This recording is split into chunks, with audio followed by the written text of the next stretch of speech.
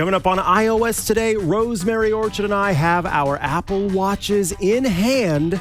So we're going to talk about those, plus the things Apple announced at its recent event that, weren't Mac related. Stay tuned. Podcasts you love. From people you trust. This is Twit. This episode of iOS Today is brought to you by Wealthfront. To start building your wealth and get your first $5,000 managed for free for life, go to wealthfront.com/iOS Today. And this podcast is supported by AT&T Active Armor. We rely so much on our phones these days and are always on them, whether it's live streaming content, catching up with family on weekly video calls, or watching your favorite podcast. There's no room for fraud calls. Thankfully, AT&T makes customer security a priority, helping block those pesky calls. It's not complicated. AT&T Active Armor, 24/7 proactive network security and fraud call blocking to help stop threats at no extra charge. Compatible device and service required. Visit att.com/activearmor for details. And by Audible. Audible is the leading provider of spoken word entertainment. Delve into your next title on Audible with Audible Plus. New members can try Audible Plus for 30 days. Download the Audible app and get started with a free trial at audible.com/iOS today or text iOS today to 500-500.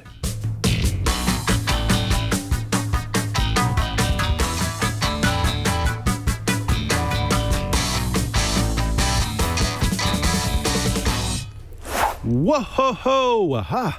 Where am I? Is this the studio? Yes, indeed it is. And it is time for iOS Today, the show where we talk all things iOS, tvOS, watchOS, iPadOS, HomePod OS.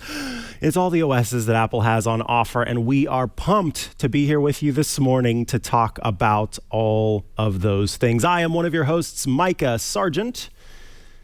And I'm Rosemary Orchard. Hi. Hello, Rosemary. What a good day it is becoming, even if it's not, didn't start out that way. It was a little frantic this morning, but we're here. We're ready to kick things off. And I think that we both, did you get your Apple Watch? Your new Apple Watch? Yay! I did indeed. I did.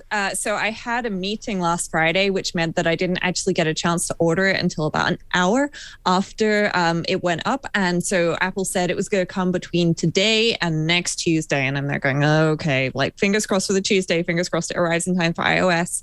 And it came yesterday. I got a text message at 3:00 in the afternoon from the courier company saying it's out for delivery. And I'd had it delivered for like 4 hours by that point and was wearing it on my wrist. So that was entertaining. But, it was good. Apple sent me an email like 2 seconds after it was delivered, it felt like, to say, hey, schedule a session, set up your new Apple Watch. And I'm there going, yeah, I kind of already know how to do that. But, thanks. Thanks for the offer. Yeah, those emails that come in. I got mine, and it was funny. I wasn't ready to set it up on day one. I did the same thing with my iPhone. It just wasn't ready to go through that whole process. And so I ended up waiting to set up my new iPhone. I did the same with the Apple Watch. But what I did do was immediately pull out the beautiful green, I think they call this the leather link band. And so here's the cool thing about this band is that I thought that it was going to be the sequoia green on the front and the back. No, it's got this beautiful brown leather on the back, this excellent way that it sort of links to your wrist. So I pulled that out originally and slapped that on my current Apple Watch, and it worked just fine. Now I do have the new Apple Watch here. So we wanted to talk about this kind of off the top because there are a few changes that have taken place with this new Apple Watch. We've got faster charging. So Apple sort of re-engineered the charging and internal electrical capabilities to make it a faster charge. And I was talking to a friend of the show and a panelist on MacBreak Weekly, Renee Ritchie, about it because I was curious. Folks are kind of wondering, okay, so there's this new fast charging method, but what do you need to have to make it do that fast charging method? And essentially, if you have an Apple Watch charging puck that has a USB-C plug-in on the opposite end of the puck, then you can do fast charging. So that means that the cable that comes in the box, which I was impressed by how long it was. The length of the cable was a really good length. It is USB-C on one side, Apple Watch charging puck on the other. You plug that into a charger, and you will get up to those faster speeds. Of course, if you plug it into those really old 5-watt power bricks from the iPhone, no. But on most modern chargers, which have the USB-C port in them, you can get up to, it's 33% faster charging. So only 8 minutes of charging gives you 8 hours of sleep tracking. It says it takes about 45 minutes to go from 0 to 80% charge. So this watch was really better designed to be able to take advantage of the sleep tracking features on the Apple Watch. And so I've been wearing mine to bed. Which was interesting. Yeah, if you want to show off that cable, because you've got it. Yeah, with you. so I have the cable right here. I just unpackaged it because I'm actually probably not going to use this. And this sounds ridiculous. Why wouldn't you use the faster charger? Well, I still have my old Series 6 here. It's got a couple of scratches on the face. I had a couple of accidents with it. And so I decided I'll keep that one as the sleep charger. But that said, I've been wearing my Apple Watch to sleep since the Series 4, I want to say. Oh, wow. But just to go back to the charger for a moment, one thing of note, it's really difficult to see in this lighting, unfortunately, but this is actually a metal back here now. So the original Series 1 came with a 2-meter long cable, which had USB-A at the end, and it did have a metal back to it. But then after that, they switched to shorter cables, 1-meter ones, so about 3 feet instead of 6 feet, with plastic backs.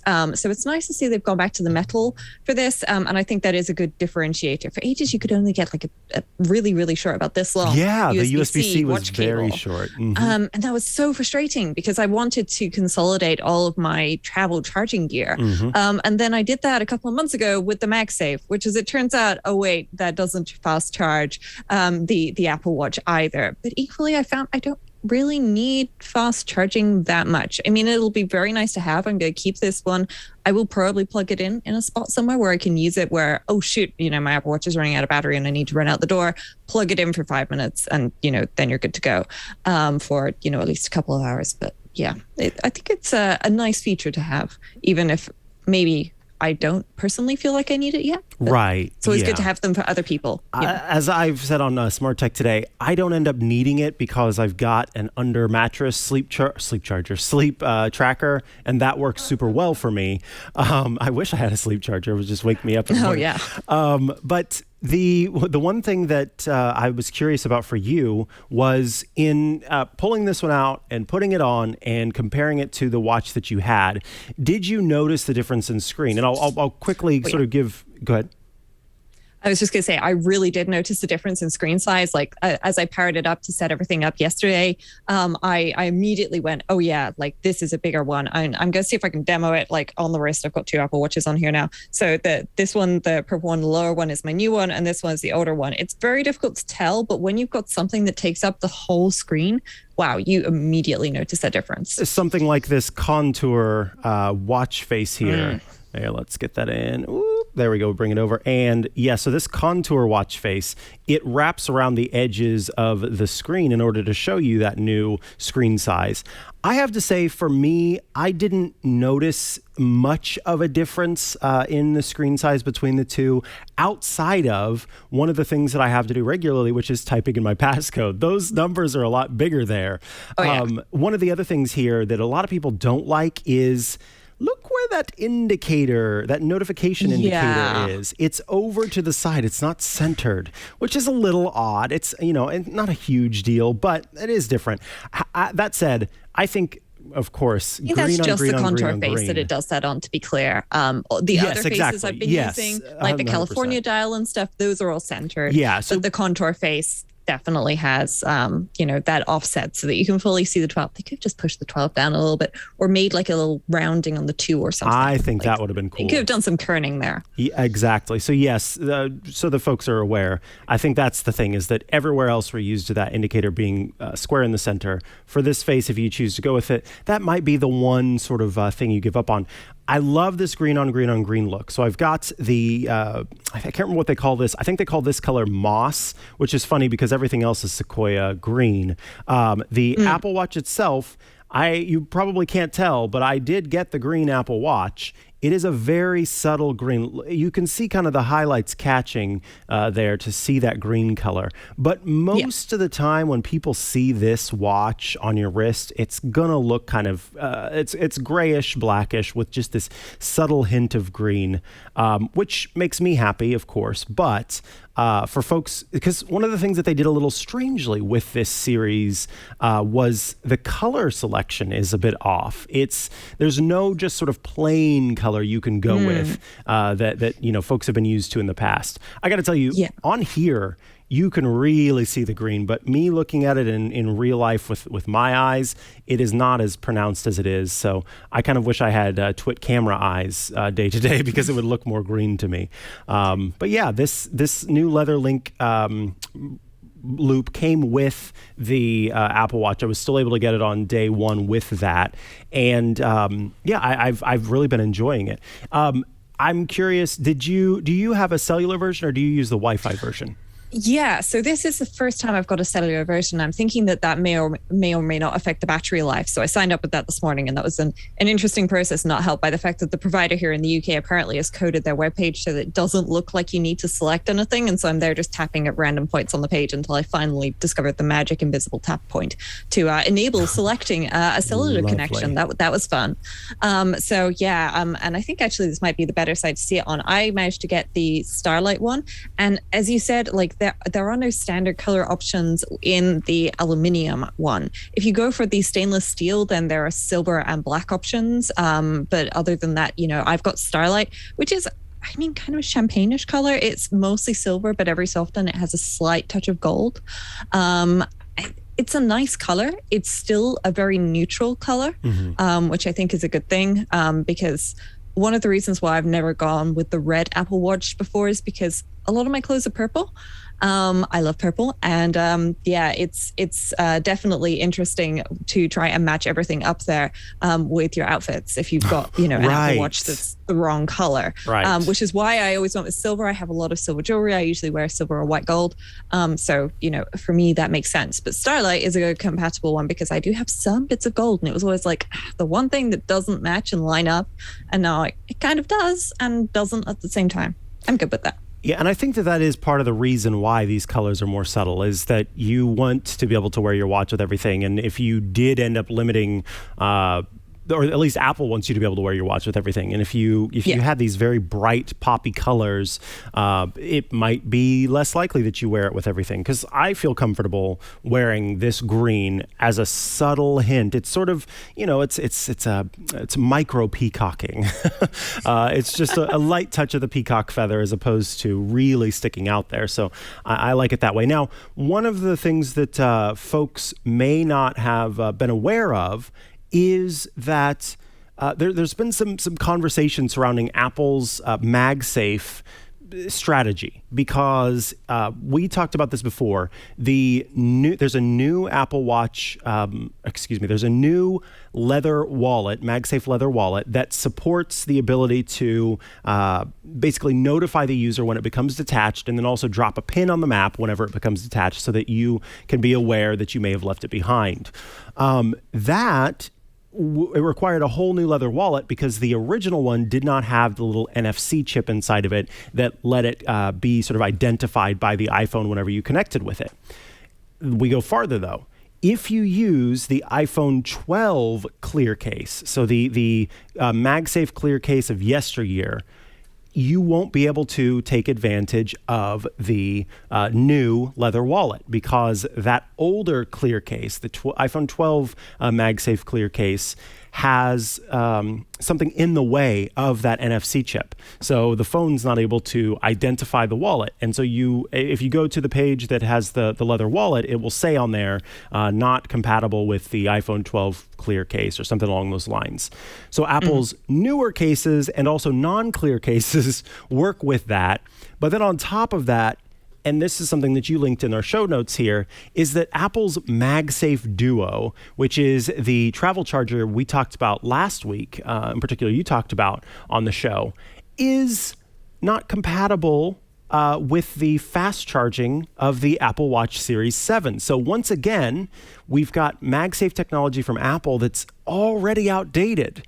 And especially whenever you consider the price of that MagSafe Duo charger, that gets a little annoying, right? It really does. And I'd also just like to say, I've got it here on my screen. This is my Apple Wallet right now. This is the new MagSafe one with the Find My technology built into it. I lost it. I actually do know where it is. I have since found it again, but I deliberately didn't reattach it to my phone after locating it because it hadn't been attached to my phone for a couple of days. Because usually at home, I am using my MagSafe pop socket because it's, just nice and comfortable. And I don't need credit cards to my driver's license at home. But this is what happened. It just has no idea what was last seen. It's okay, this is not helpful, Apple. I really wish it would be slightly better at that. So I'm not sure how long I will be actively using the MagSafe wallet like this for, because honestly, it's a little concerning that it does this, whereas my actual wallet has, I 3D printed a card-shaped thing that I put the AirTag into to hold it, so that the AirTag lives inside of that. And you know what? When I couldn't find my wallet first thing, I went to find mine. I pinged that, and I realized that was the one I was holding in my hand. I realized, oh yeah, this thing doesn't have a speaker in it, which is obvious, but I was panicking. It basically went walkabout, which is just fabulous. And you swipe up to look for more information. It's like, you can remove the device. Thanks, Apple. Not a clue where you last saw it. Great. I have been thinking about switching away from it as well, because what ends up happening for me is at night I take it off to put it on the charger, and a couple of times I've left it on the table, forgot about it, and then if I left the house without having the wallet with me, that would be a problem because I usually keep it in my bag, but I was keeping it on there so that I wouldn't get that notification saying, hey, this was detached. So it's kind of a mess. We do need to take a quick break, but we will be back in a moment to talk about the Apple event, some of the things that were announced at Apple's Unleashed event just yesterday. Very excited to say this episode of iOS Today is brought to you by Wealthfront. Stonks, memes, rocket ships. Day trading can be a lot of fun, but if you want to grow your long-term wealth and actually make it to the moon, well, you should open up a Wealthfront investment account today. The odds are not in your favor if you're doing it alone, so team up with Wealthfront instead. Investing, well, it can be complicated, but whether you're a beginner or you've been investing for years, Wealthfront makes it easy. They have the right tools for every portfolio. After you answer a couple of questions, Wealthfront can create a portfolio of globally diversified, low-cost index funds personalized just for you in minutes. You can also build your own portfolio with clean energy funds, crypto trusts, tech, and, well, hundreds of other investments as well. Wealthfront even offers a socially responsible portfolio, a mix of funds built around human rights, climate change, sustainability, and diversity. There are no manual trades. There's no picking stocks. There's no watching the stock market every day. They automatically handle all the investing based on preferences you control. If you don't want to spend hundreds of hours trying to lower your tax bill, well, they help you do that. Not sure how you rebalance your portfolio or even what rebalancing is? Well, they do it automatically. Wealthfront is trusted with more than $27 billion in assets, helping nearly 500,000 people build their wealth. Get your first $5,000 managed for free by going to wealthfront.com/iOS today. In fact, all you need is $500 to get started. Grow your wealth the easy way and let Wealthfront do the work for you.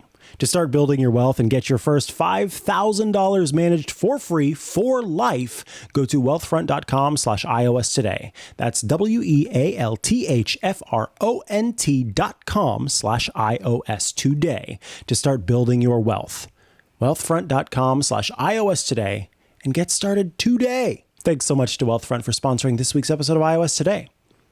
Alrighty, folks, let's talk about what was announced at Apple's Unleashed event. Of course, this was a Mac-laden event. This was all new MacBook Pros, new MacBook Pro, new style, and incredibly powerful processors. But this show, iOS Today, is mostly about the non-macOS stuff. And so we wanted to talk about some of the things that were announced. And this time, Tim Cook kicked off the Apple event with a focus on music. So we kicked things off talking about Apple Music itself, and then we got into some of the nitty-gritty details, including a new style or a new set of styles for the HomePod Mini. So along with the space gray, which is basically black, and the white options, they've added a pollen yellow color, an orange color, and a blue color, blueberry color.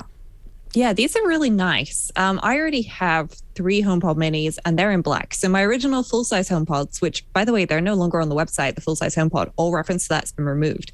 But my original ones are white and I love them. They're great. But the HomePod minis that I've got are black and I'm actually fine with that. I have to say, I think maybe the blue would kind of go with some of my interior decoration. But I'm not personally sure about the orange or the yellow. That said, I am very sure that there are people who didn't want white and didn't want black and will now get probably the blue one or something, or maybe they'll get the yellow one or something, because those are very nice colors. Orange is a little bit to me. But I agree. If they had green, I could see you just carpeting your house in them. You'd just be rolling around in a pile of HomePod minis. Just juggling and each dog would have their own in their little kennel. It'd be a mess. So thank God they didn't do a green one. To be clear, folks, nothing has changed about the internal setup of the HomePod Mini. It is just that they added some other color options for you. I am of the mind that these things should fade into the background. And so in that way, I'm not a fan of the color options. For folks who do want that, that's great. But I do just want those to kind of disappear. So I like the black and white options, but apparently somebody out there was really wanting color. One of the things that Apple also announced, and I thought this was really cool, it brings them in line with what Amazon offers as part of its Echo lineup, which is this ability to, you pay less money, you pay a smaller fee subscription to be able to access music from Amazon's music library with the Echo. Now Apple has announced I think it's called the Voice Plan, and essentially what you do is for $4.99 a month instead of $9.99 a month, you can say, you know who, SIRI, play this song, play this album, play this playlist, play whatever you want to do. And since you're using your voice and it's just a voice forward kind of way of accessing the music, you don't have the Apple Music library with this. You don't have all of the extra features where you're kind of collecting the music and you can download it offline and be able to listen to it, on an airplane or something like that. This is something that's going to require you to be connected in order to use it. And so because of that, that's how they can offer it at a less expensive price. There was some confusion yesterday, kind of, wait, am I having to pay in order to get Siri to play music for me? No, this is a whole new music plan that lets you, for less money, access the Apple Music library, but instead of sort of being able to collect your music, you will have to use your voice. So it's a little bit more sort of front of mind.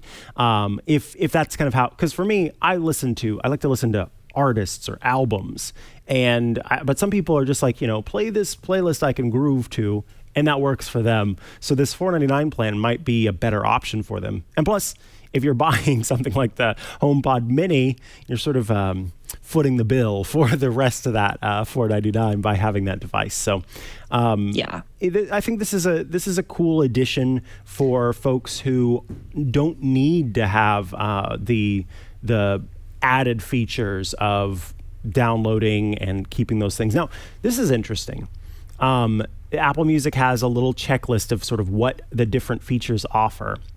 And one of the things that's on there is download 100,000 songs to your library. The student plan, which is $4.99, the individual plan $9.99, and the family plan $14.99 all have that checked. I didn't realize they limited it to 100,000 songs. Now, I've not downloaded that many. In fact, I keep most of my albums undownloaded unless I'm going to be traveling. But that's interesting that that's the limit you get. Of course, you also don't get lyrics because the songs are not stored locally. You also don't get spatial audio with Dolby Atmos. That one is kind of interesting. You do the voice plan with this HomePod Mini that supports spatial audio, but you can't using the voice plan. You'll have to pay more for that, as well as for lossless for folks who care about that kind of thing. So there are some trade-offs there, but I think this plan's going to be popular for some folks. Yeah. Just as a note or a point of interest, I've downloaded my entire Apple Music library to my iPhone. In music on the Mac, this is how I did it. I created a smart playlist, which was just everything that's music. And then I went into that on my iPhone, tapped download. I have 12,418 songs here, which is taking up around about 100 gigabytes of space.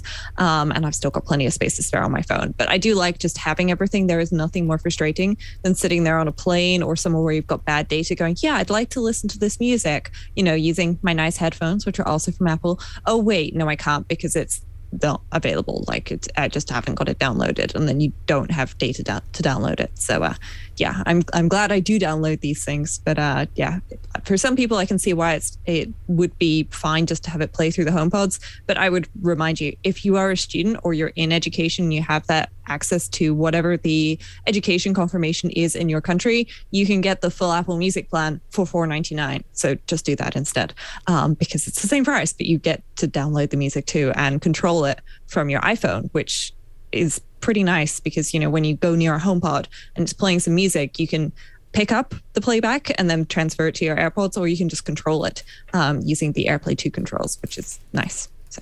Agreed. And then the other thing that Apple announced in terms of music is the new version of AirPods. We're on AirPods Generation 3. These third-generation AirPods are basically AirPods Pro without the replaceable or switchable ear tips. They come with a standard ear tip. It's almost like I was joking that someone went in with a craft knife and sort of just cut away those little clips that you connect your AirPods tips to in the AirPods Pro. So you get wireless charging. The case also features MagSafe charging now. It has the spatial audio features that you get with AirPods Pro, and it has been sort of re-engineered, redesigned, as is always the case, to improve upon the sound, so that when you're what it's hearing inside of your ear and outside of your ear, and how that all sort of works together to give you that control. And then yes, the big thing here too is that instead of tapping on the AirPod itself, it's got the pinch controls. There's a little force sensor that's built in, just like the AirPods Pro, that lets you play and pause music or trigger Siri if you'd like, and IPX4 sweat and water resistance in these new AirPods. So I think these come in at $179. Apple is continuing to offer $179. Apple is continuing to offer the second generation AirPods, the original design, for $129 now. So $129 for the base model, $179 for these new AirPods Generation 3, $249 for the AirPods Pro, and some ridiculous sum for the AirPods Max, which are the full-on headphones that you get. Of course, none of these, the AirPods, the new ones, and the second generation do not have noise cancellation. So if you want active noise cancellation, you will have to splurge. You will have to sort of kick up to the AirPods Pro. What's cool is they all now have that H1 chip in them, so the connection is very good. And it looks like the best music listening, or the best amount of music listening is with the AirPods third generation. You get 6 hours of listening time on one charge. AirPods Pro have 4.5 hours on one charge, which again makes me go, please, why won't you update them? And then Apple goes, we did update them. We gave you a new MagSafe charging case for the AirPods Pro. In case folks didn't know, yes, if you buy the AirPods Pro now, you will get that MagSafe style charging case that will thwack onto the puck if you have it. But yeah, I'm still waiting for them to update the AirPods Pro with better battery life, less chance for the whole glue issue to come into it, so that you don't get that weird crackling, etc. But I think these are some pretty cool options that I think are just going to kill it at during the holiday season this year. I think a lot of folks are going to see this as a gift. I thought maybe this would be something to get my siblings. The ones that don't have AirPods currently, these new third generation AirPods are a pretty good choice. Yeah. Same for my parents. They still have the very first gen, like brand new from sort of the first couple of months of them being on sale AirPods, and the battery life on them is terrible now. They really don't do very well, and so now is a good time to upgrade them to the AirPods 3, because it's not just a slight revision upgrade with wireless charging case. It is these ones are much better, and I don't think my dad would really be interested in the AirPods Pro. He's certainly not interested in AirPods Max, but I can see that the AirPods 3 might just hit the spot for him there. So I'll have to see if I can talk my parents into accepting them from me as a gift for Christmas. So fingers crossed. That's funny. You have to talk them into it. Oh yeah. Tell me about this. I know that this is a little bit older, but you had dropped in the show notes some weirdness with updating the Apple Watch. Yeah, so I set up my new Apple Watch yesterday, and the newest backup available was from the 24th of September. So that's over 3 weeks ago. And so I tried triggering backups and stuff of my of the current Apple Watch that was connected, and it seemed to work, but I wasn't really sure. And so then I unpaired that watch, because unpairing the watch forces you to do a backup. And then I tried to set up the new watch again, and it still wouldn't do it, at which point I realized I needed to update the new Apple Watch before I could restore it from a backup. And so I set up the new Apple Watch, and I went through it, and I tried to update it. And the watch app said, no, your Apple Watch must be connected to power and have at least 50% charge to install the update. And I look at it, and it's got 65% power, and it's most definitely plugged in and is happy about being plugged in. And I even tried the fancy new charger, which does the fast charging, because I thought, maybe it needs a more powerful charger or something. This one's plugged into a really slow charger on my desk, because, it doesn't take that long to charge an Apple Watch normally. And I just wouldn't do it. So I left it overnight. Still no dice. And in the end, I went to Apple support articles about the Apple Watch and updating the Apple Watch. And I scrolled down and down and down to update directly on your Apple Watch. And when I realized that this was an option, I did this. Now, this did require me to babysit my Apple Watch on the charger, because, of course, it keeps locking itself, and it has to be unlocked to install the update. So this was really frustrating, but also it turns out that it had already downloaded and transferred the full update from my phone to the watch. So once it did it, it took a couple of minutes. It locked a couple of times first, but then it just went straight to the black screen. Then it got the Apple logo, and then it went around with the update. Once it had done the update, I was able to unpair it, reset it, and then set it up again from the backup of my old Apple Watch. And so that worked finally. But oh my gosh, that was a bit of a palaver to get through that. If your Apple Watch is not updating for whatever reason, then I would suggest that you try doing the update directly on the Apple Watch. Make sure it's connected to Wi-Fi first. If your watch doesn't look like it's connected to Wi-Fi, just swipe up into the control center, tap and hold on the Wi-Fi icon, and then you can select Wi-Fi network there to update. You will not be able to update on cellular with the Apple Watch, I believe. You can do that on the iPhone, but not on the Apple Watch. But there we go. If you're having weirdness updating your new Apple Watch, try doing it from your Apple Watch. That is such a good tip, because I am realizing now that I was having the same issue, and I didn't register to my brain. It was sort of Mikah troubleshooting mode, where I was just doing those things. That is what I ended up doing, was going onto my Apple Watch and doing the update from there. So I'm really glad that you had the awareness to sort of mark that down as the experience that you had, because I tend to chalk those things up oftentimes to, it's some beta issue that is causing it. So yes, I ended up having to go in and do the update directly on my Apple Watch and make sure it was connected to Wi-Fi and all that kind of stuff. So yeah, there was some buggy weirdness there, but I'm glad it worked. I'm not quite sure what it was with this new Apple Watch. I'm guessing maybe just over the last couple of days, too many devices were hitting Apple's network or something. Maybe it needed an update to let it know that it could install the update to check the battery life correctly. I've got no idea what was wrong with it. But yes, if you've got a new Apple Watch, check in settings on your Apple Watch under General for software update and try installing the software update there.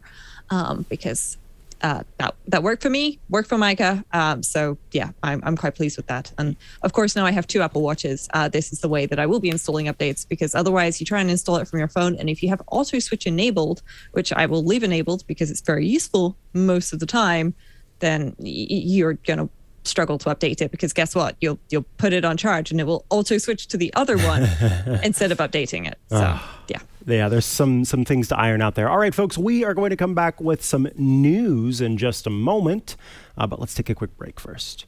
This podcast, well, it's supported by AT&T Active Armor. Look, we rely so much on our phones these days, and we're always on them, whether it's live streaming content, catching up with family on weekly video calls, maybe you're, well, watching your favorite podcast. And during all that time, there's no room for fraud calls. You know, I play some games on my phone from time to time. And what would be the worst thing than to be in the middle of a boss battle or in the middle of a really interesting story arc, and then boom, a stupid fraud call pops up in the way. You don't want that. You don't want it. Thankfully, AT&T makes customer security a priority, helping block those pesky calls. It's not complicated. AT&T Active Armor, 24/7 proactive network security and fraud call blocking to help stop threats at no extra charge. Compatible device and service required. Visit att.com/activearmor for details. Thanks so much to AT&T for sponsoring this week's episode of iOS Today. All right, it is time for the news. We'll actually kick things off with there was, as part of the Apple event, there was a really fun video that played during the show, showing a musician who was creating using Apple's various devices to create 45 years of Apple sounds. I imagine we can't play it for you, but you can click in the show notes to check it out. This was just a really cool, and by play I mean the audio. I imagine we can show it at least, hopefully here. The garage opens up, very original Apple, and the musician has microphones everywhere to get these different sounds. The sound of the Mac G3 starting up, the sound of an AirPods case closing, the sound of MagSafe thwacking, all of these different sounds coming together to create this beautiful song that you can, listen to on the YouTube. I'm waiting for it to come to Apple Music so that I can download it there. But it's my understanding that this artist has a whole album that is called Apple. Serenity Caldwell, who some of you may be familiar with, now works at Apple, had tweeted about this artist the other day. And so I went and found the artist. And let's see, there's an album from May 28th, 2021 called Apple versus 7G by this artist. There you go. So if you go into the YouTube video linked in the article that we've got linked, then there's a link to the artist who's called A.G. Cook.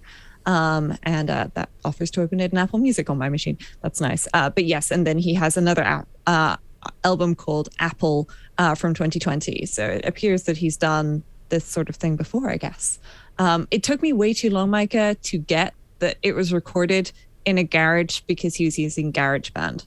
Ah, beautiful. It took me so long. I was there going, why is there an XDR display in a garage? This is the least secure room in a house. People not familiar, Apple's XDR display, it's primarily for their Mac. It does work with the iPad Pro as well.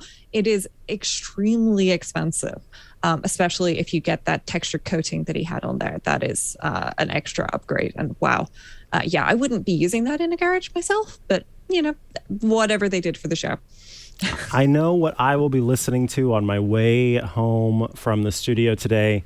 You can just do a search for Apple A.G.Cook in the App Store. I'm downloading the album to my Apple Music library right now, and it looks like A.G. Cook has quite a bit of music and is also has an Essentials album with Apple Music, so you can check out some of that other music as well. All right, let's see what's next. We talked about the voice plan, and then the fact that the original HomePod is gone from Apple's store. I keep waiting for some site out there, Best Buy or I don't know, Radio Shack, somebody to offer a good deal on the original HomePod, because I've got one and I'd really like to have the other side of my television have another HomePod. And I don't know if it's going to happen. I think that they'll probably just disappear before I ever get that opportunity. But my hopes have been up that as Apple phases this out, that I'll be able to get one. The problem with these is that there's no way to plug into it.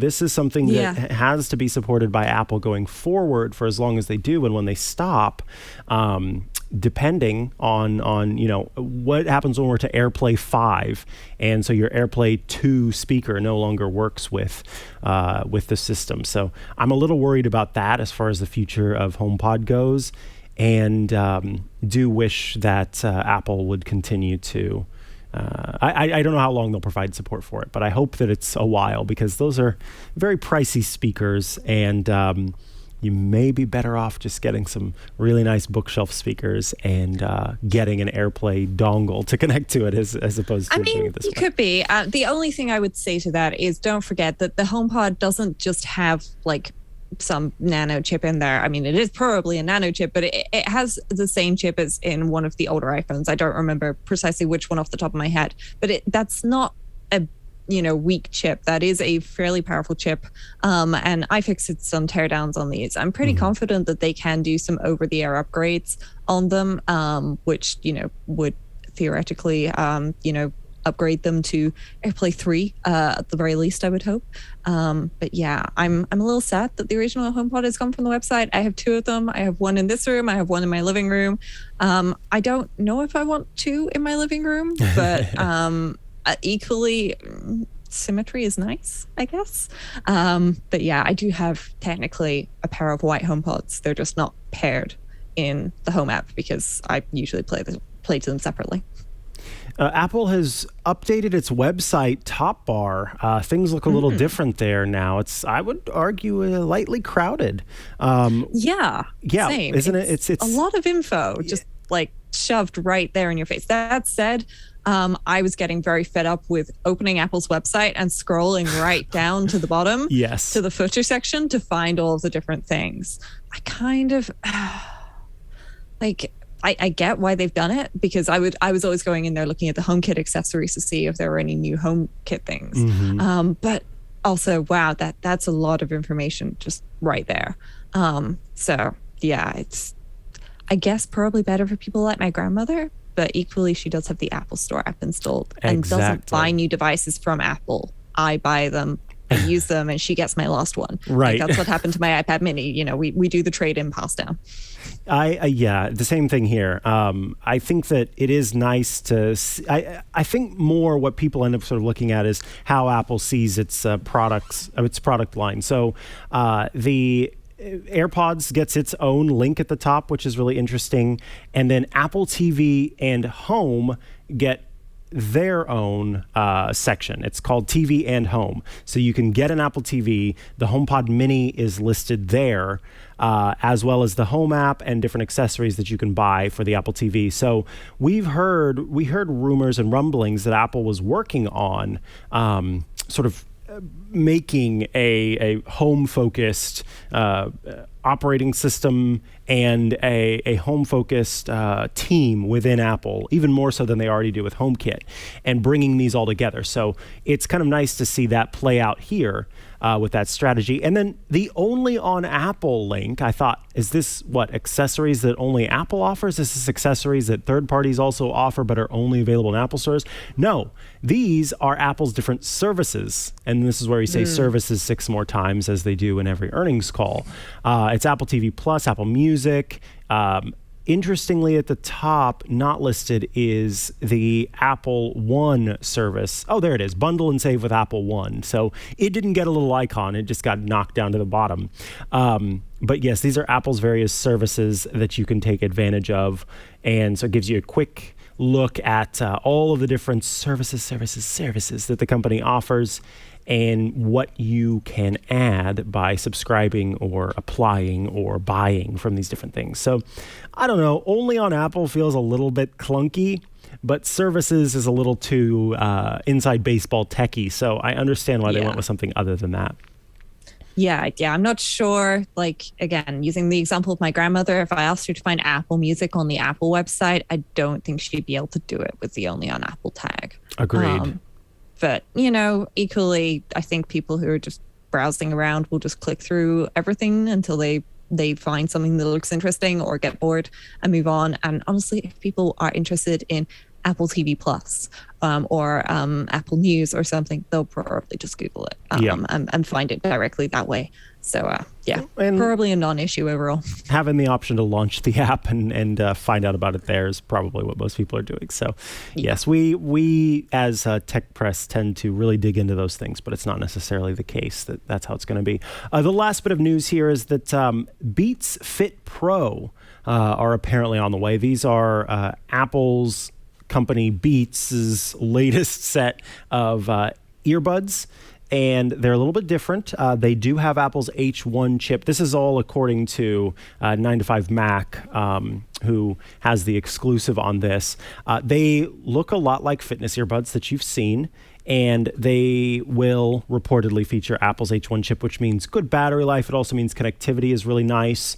And I imagine that they're going to be much better sweat and water resistance with these earbuds. It's really nice to see how Apple's Beats brand continues to iterate and at the same time sort of stick with, like, these are very clearly Beats design, which I like.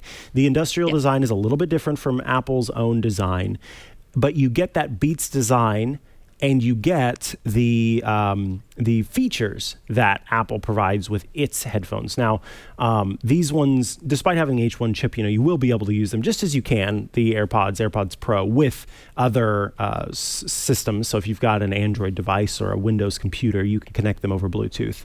But with that H1 chip and everything, it means a better connection overall. We should head over to Shortcuts Corner now.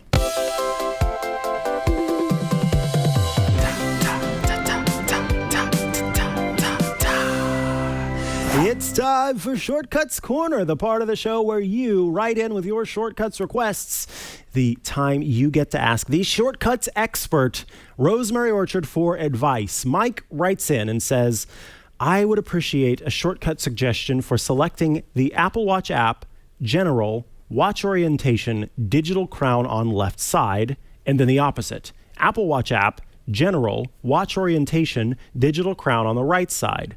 I want to use this when golfing to move the crown opposite to my golf glove. Otherwise, it has nasty results of the glove movement selecting random Apple Watch selections. Mike, I have to tell you, I don't golf, but I do have this problem when I put on my utility gloves and I'm, doing some, plumbing or woodworking or something, where I end up as my wrist comes back while I'm wearing my gloves and bumps against that crown. So I get the pain. However, I was thinking that this wasn't possible, but I'm seeing a link to a shortcut in here. So Rosemary, tell me what you're doing. Okay, well, let's have a quick look in here, because if we go into shortcuts and we look at the Watch app actions, we'll see a whole bunch of things: setting silent mode, also launching audio apps, things like that you can toggle. What do we not see in here? We don't see anything about the orientation, because Apple thinks they're not going to change that regularly, right? So I did some digging around and I found on Google, somebody had documented a whole bunch of links, because I already knew that there are links to get you to certain pages in preferences or in the settings app for the iPhone. And I thought maybe something like this exists for the Apple Watch too, for the Apple Watch as well. And so I had a look around and I found this. I found a couple of other links first that didn't work. So I've got the one that does work here in the show notes and therefore in the shortcut. And this won't switch it automatically. There were some documented options of it switching the option, but for me, that didn't work. So I've just left it as this. And if I run this, it's going to jump straight into the watch orientation page in the Apple Watch app. So this is not perfect. It can't run entirely automatically. Your phone will need to be unlocked because it's opening an application here, but it will jump right to this. And then you can just tap left or right side as is appropriate for whatever it is you're using. So that's how we can do that. I'm sorry that I can't change it automatically. We can include the link in the show notes to all of the links for the Apple Watch app and everything else. What I find really funny is the click wheel on the Apple Watch is actually called a gizmo in the URL scheme. Wow. So it's a gizmo orientation that you're looking for. Wow. Or maybe that's the whole Apple Watch. It's called, so the whole URL is bridge, root, general link, path, gizmo orientation, which is just ridiculous. But yes, so that is an option. The only other thing that I wanted to suggest for Mike here is actually you could set the water lock. And that's something that you can toggle on and off, and you can do this in an automation. So if, for example, you usually start a golfing workout on your Apple Watch, you could have that automatically trigger the watch water lock. So you can toggle that on and turn that off, and that will probably ignore the vast majority of the inputs for you. But that does mean that every time you want to use it, you're going to have to do the scroll wheel up on your watch to unlock, and it's going to go and eject all of the water. So, depending on your preferences, that may or may not work for you, but either way, there's some options to have a look at. I am so excited. I've been looking for more iOS settings URLs for a long time. I didn't know that this dump was here because there's one portion. I haven't had to do this lately, but what I used to do is I like to listen to audiobooks when I go to sleep. And because I have a partner who doesn't need to listen to anything to fall asleep, I don't want to disturb that person. So what I do is I would put in my AirPods Pro, well, specifically one of them. And the AirPods Pro lets you turn down the volume enough, which is really nice. So you can get it nice and quiet and be able to hear still the book. But most Bluetooth headphones do not offer that functionality. It's still too loud. So what I would do is go into the accessibility settings and pan the audio almost like 50% toward the earbud that's not in my ear, because I'm a side sleeper. I forgot to mention that. I'm a side sleeper. So I just have one in my ear. So I'd pan it to the one that wasn't in my ear, which would allow that one to drop to a certain level. And so I could hear it, but it wouldn't be too loud, which would keep me up. But what you have to do is then every morning, whenever it's time to get up, is remember to go into that accessibility setting and pan it back to the center. And I just wanted a shortcut that, like my auto lock shortcut that takes me straight to the sleep wake page, I wanted one that would take me directly to that. And I could even go as far as like when my alarm goes off or when I launch the clock app or whatever, then also kick me over to that page, something. I would figure that all out in the end, but I couldn't find the way to get to that page because I couldn't find that accessibility link directly. So thank you for sharing this. I'm going to be creating a shortcut for that so that I can pan the audio back and forth until Apple announces a new pair of AirPods Pro, in which case I don't have to worry about it anymore. Yeah. So I don't think all of these are documented here. If you're looking for more settings URLs, there is a great link on macstories.net, which, despite the name, has an awful lot of iOS content. Federico Batici, the founder of MacStories, is very big into the iPad. So there's lots of shortcuts things there, including an entire list of settings URLs, which are generally have a little bit of information with them so that you know which path it is in settings. The dump that I've got here is not documented, so you kind of have to guess what it means. So some things like Apple account, iCloud service, storage and backup, current device backup, that's fairly logical. Gizmo orientation, on the other hand, good luck figuring out what that one is unless you're already kind of on that path to figuring it out. Of course, you can't just put all of these in shortcuts and open each one individually and see where you end up. But that might take a while. There are 1,228 links. Wowie. All right, folks, let us take a quick break, and we will come back with feedback, questions, and our app caps. Folks, I'm so pumped to say that this episode of iOS Today is brought to you by Audible. I love Audible. Have you ever wanted to read a memoir and maybe you didn't have the time, or you found a title you couldn't put down, but you kind of need to fold the laundry or do the dishes or complete a bunch of things? Well, don't worry. You can do both now because Audible makes it possible. When you're driving, you're cooking, you're cleaning your house, you're just relaxing, you can listen to amazing audio files with Audible. In fact, just this morning after my power went out in my home studio, I had to make a trip into the studio. And what did I do? I put on one of my Audible audiobooks so that I could listen peacefully and comfortably as I was making it through the ridiculous traffic with all of the traffic lights out. Look, Audible is the leading provider of spoken word entertainment all in one place. At Audible, you can find the largest selection of audiobooks, ranging from bestsellers and new releases to celebrity memoirs, languages, business, motivation, and more. You can get original entertainment from top celebrity creators and thousands of popular and binge-worthy podcasts. They are now offering their newest plan, Audible Plus. Audible Plus gives you full access to their popular Plus catalog.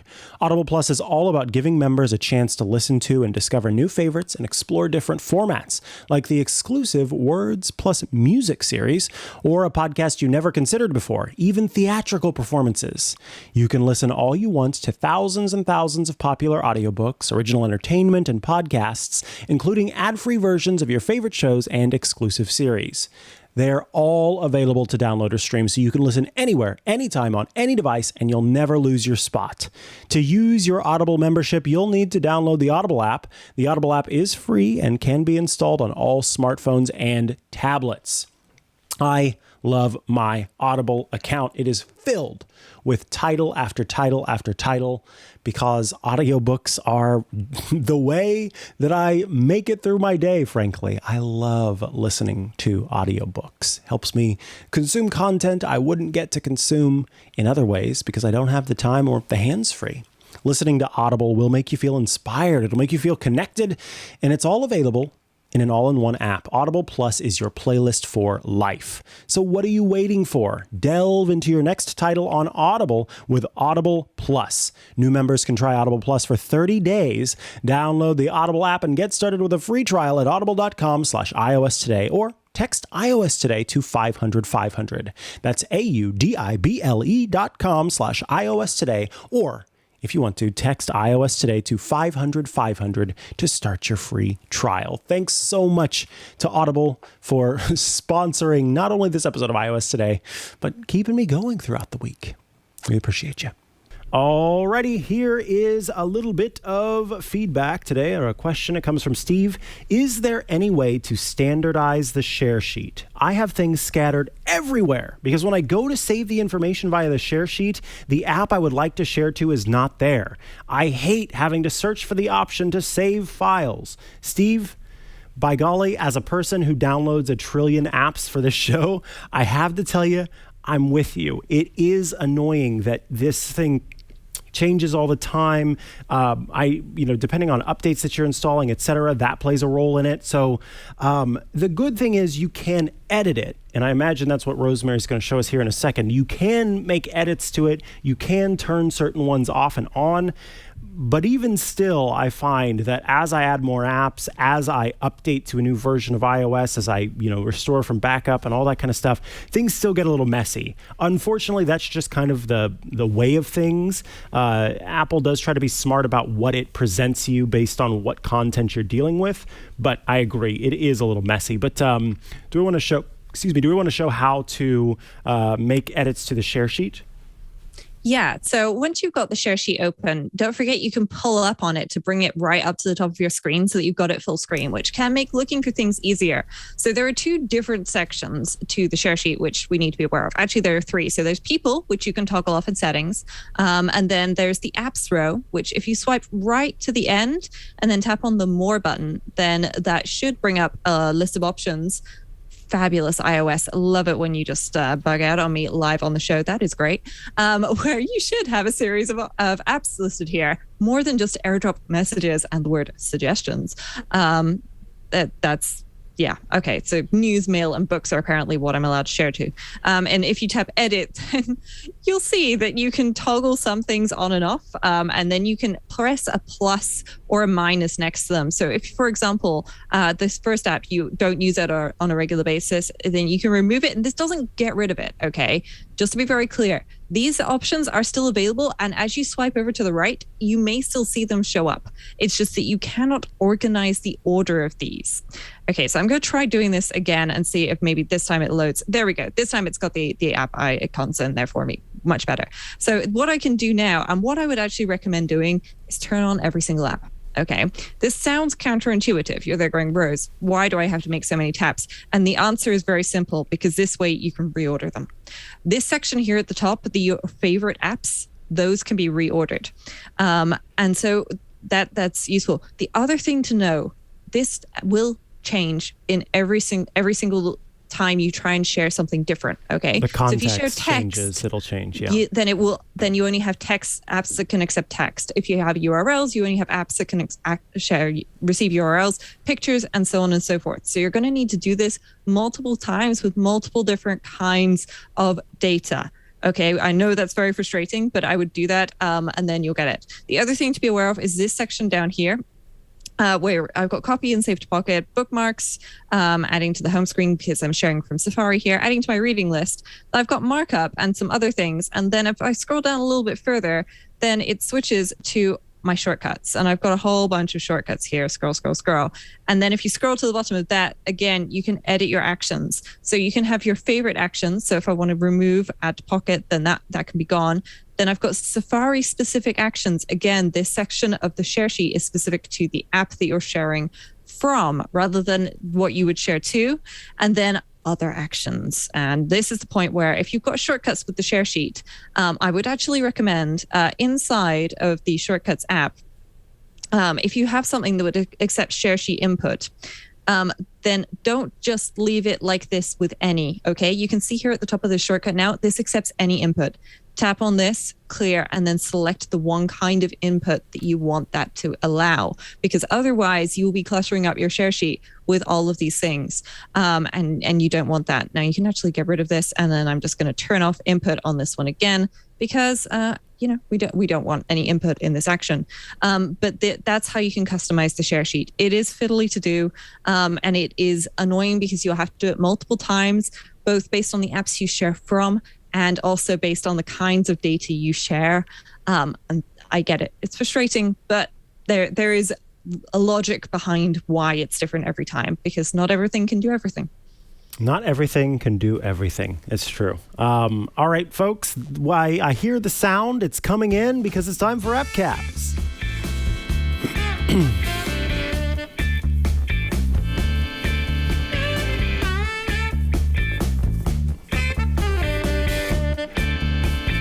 This is the part of the show where we wear silly caps atop our heads to honor our picks of the week.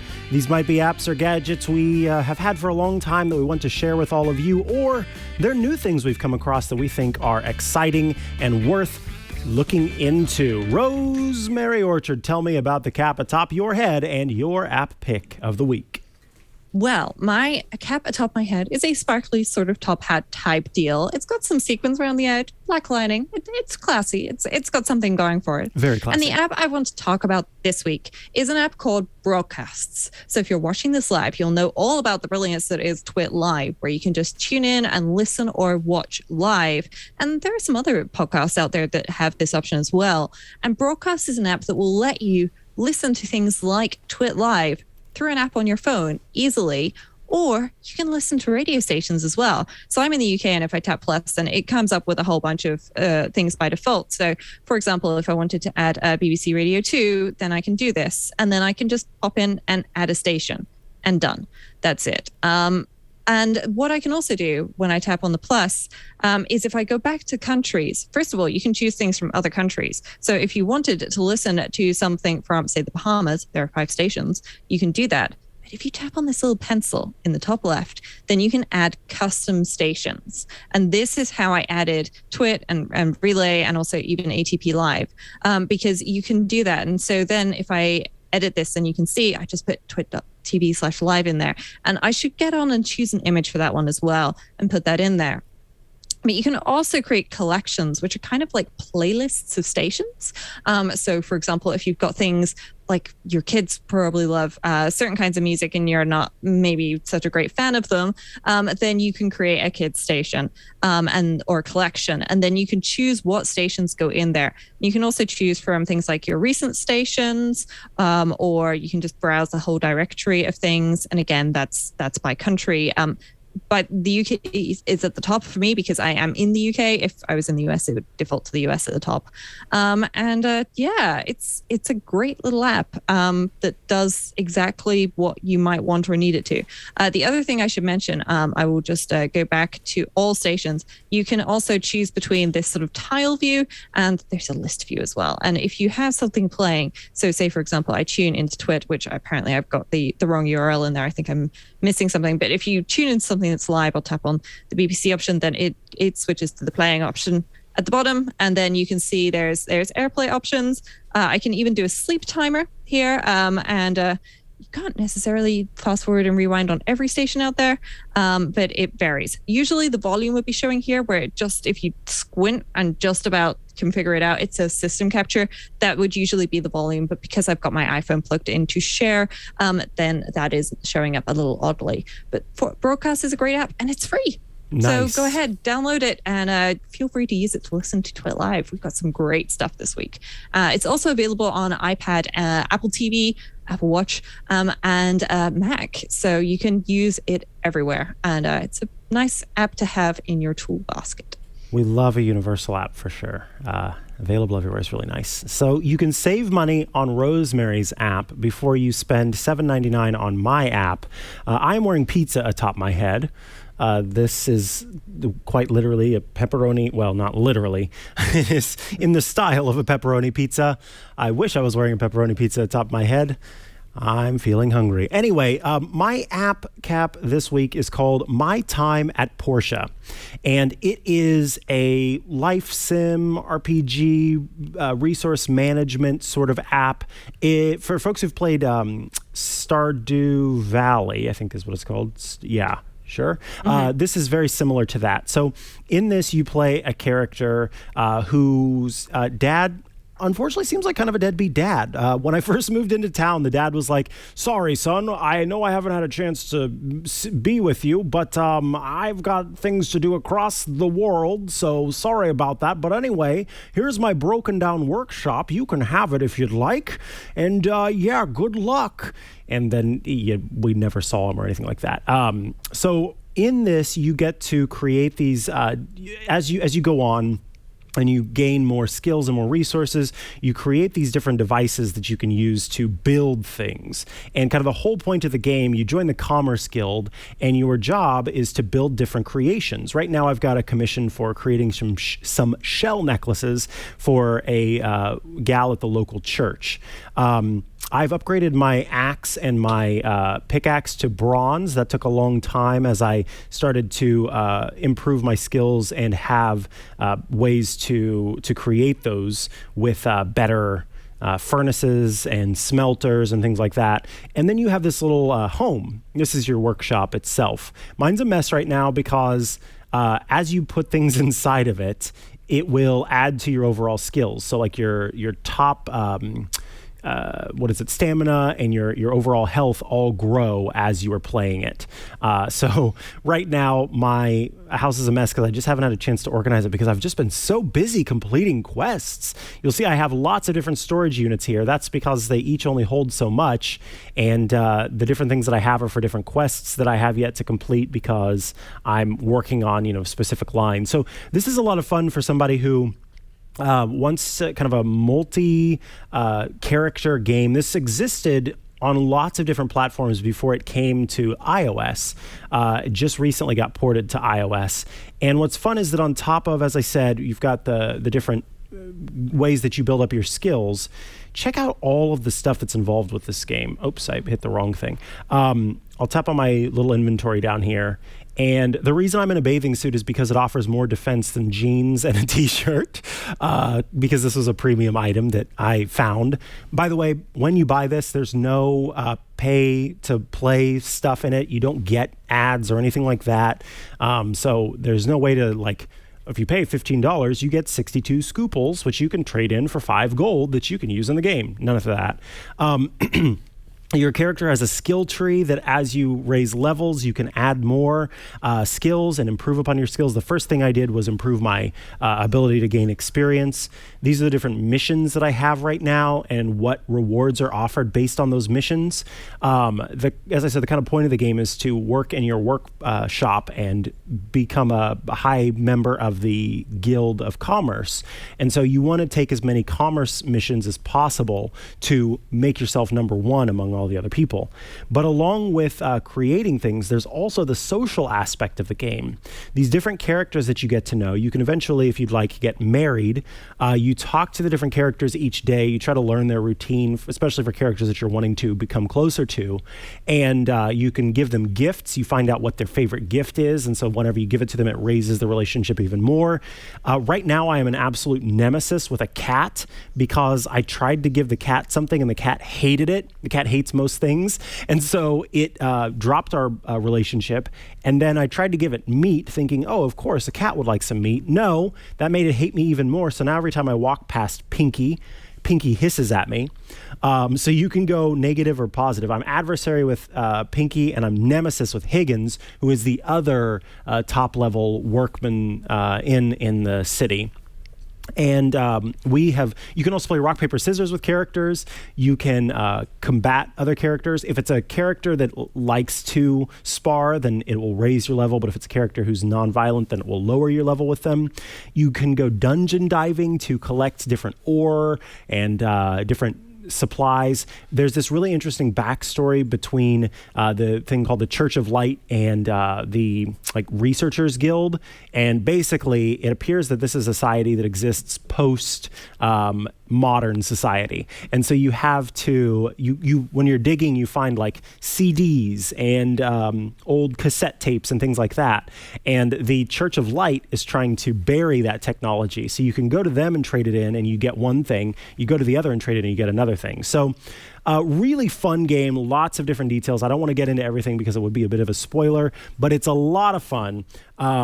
If I close out of this, you can see that basically every minute is a second of real life time. You have to go to bed after a certain period to sort of start the new day. And this, it keeps going. So I'm on the second month of playing right now, and I have to keep it rolling along. So I'll go back to the main menu just to make sure that my time isn't running out. It doesn't seem to be cross-play, but it could be that there's a bug in the current version of iOS that I'm using, because what I'd like to do is be able to open it on my iPad and get the download from the server and be able to use it there. So we'll see. But $7.99 for my time at Porsche.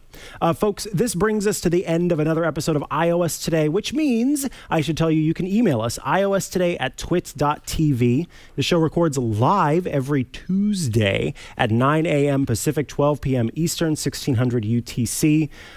You can, of course, tune in live if you'd like to watch us do the show, twit.tv/live. But we think the best way to get the show is by going to twit.tv/iOS and subscribing to the show in whatever format you choose, whatever service you want to do, audio, video, in Apple Podcasts, Google Podcasts, Spotify, etc. By the way, I should mention Club Twit, twit.tv/clubtwit. For $7 a month, you get some pretty awesome things. You get access to all of our shows ad-free. You get access to the Twit Plus bonus feed that has content you won't find anywhere else, and access to my favorite thing, the members-only Discord server where you can chat with the hosts and the producers and everybody here at Twit, and then also your fellow Club Twit members, and with Anthony, I keep saying that, Ant Pruitt at the helm there. He is making sure we've got some awesome stuff all the time. Q&A/fireside chat with Lisa and Leah. Lisa and Leo, Steve Gibson, and then myself. Those have all been in the works or have happened, and more to come. Rosemary Orchard, if folks want to follow you online and check out all the great work you're doing, where do they go to do so? Best place is rosemaryandmikah.com. I've just rebuilt the website and hopefully fixed all those broken links. Fingers crossed. Let me know if something is broken, or you can find me on micro.blog or Twitter with the usernames Rosemary Orchard. Micah, what about you? You can find me at Micah Sargent on many a social media network, or head to chihuahua.coffee. That's CHIHUAHUA.coffee, where I've got links to the places I exist most often online. Thank you all for tuning in to another episode of iOS Today. We will see you next week. Adios. So you got yourself the brand new latest and greatest iPhone or Samsung smartphone because you heard about all of the beautiful photography those things can create, but for some reason you're just not quite getting it done when you try to make your photos. Or you got yourself a brand new camera because you were interested in getting started in photography, but your little new inexpensive camera still isn't quite cutting it. Well, you need to check out my show, Hands on Photography, here on Twit. I'm going to show you how to be a better photographer and a better post-processor, and quite frankly, just help you get the most out of that new camera that's either on your phone or the brand new one that you just got for your birthday or gifts or what have you. And it's going to be a lot of fun. So head on over to twit.tv/hop. That's twit.tv/HOP and subscribe today.